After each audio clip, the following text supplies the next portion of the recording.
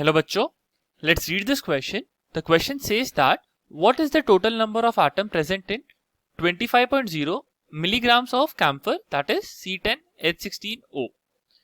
तो इस क्वेश्चन का जो की कॉन्सेप्ट है वो मोल कॉन्सेप्ट है. ठीक है, तो इस क्वेश्चन को हम लोग मोल कॉन्सेप्ट के थ्रू सॉल्व करेंगे. तो इस क्वेश्चन को हम शुरू करते हैं.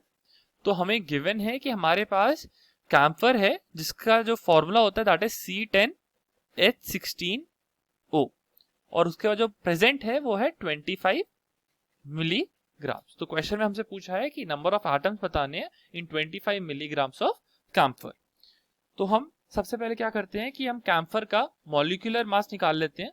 तो कैम्फर का जो मॉलिक्यूलर मास होगा वो होगा हमारे पास, हमें पता है मॉलिक्यूलर मास ऑफ कार्बन जो होता है that is 12 into 10 plus hydrogen का होता है 1 इंटू 16 प्लस ऑक्सीजन हमारे पास एक ही है तो ये हो जाएगा 16. तो इसको जो हम सॉल्व करेंगे तो हमारे पास आंसर आएगा 152 ग्राम पर मोल. तो मॉलिक्यूलर मास आ गया हमारे पास. तो नंबर ऑफ मोल्स हमें निकालना है. नंबर ऑफ मोल्स जिसकी वैल्यू होती है हमारे पास गिवन मास अपॉन मॉलिक्यूलर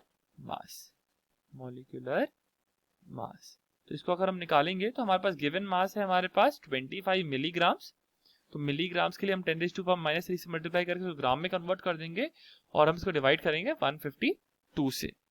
तो हमारे पास जो आंसर आएगा वो आ जाएगा 1/6080 मोल्स.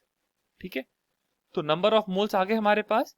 अगर हम ध्यान से देखें, अगर हमारे पास एक मॉलिक्यूल है कैम्फर का, ठीक है, एक मॉलिक्यूल कैम्फर का, तो उसमें हमारे पास कितने आटम होंगे? तो इसमें हमारे पास होंगे 10 आटम कार्बन के, 16 आटम हाइड्रोजन का और एक आटम होगा हमारे पास ऑक्सीजन का. तो टोटल हमारे पास आटम हो जाएंगे 27 एटम्स.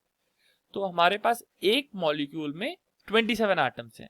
तो हमारे पास 1/6080 इंटू Na, क्योंकि इतने नंबर ऑफ मॉलिक्यूल्स होगा हमारे पास 1/6080 मोल्स में. तो इसमें कितने एटम्स होंगे?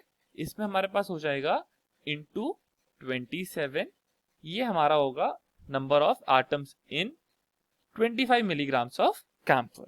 तो इसको हम सॉल्व करेंगे तो हमारे पास जो आंसर आएगा वो आएगा 2.67 इंटू 10⁻21 एटम्स. ठीक है, इस हिसाब से हम देखें तो हमारा जो आंसर है वो है option number D. So the answer is 2.67 into 10⁻21. Hope you understood it well. Best of luck.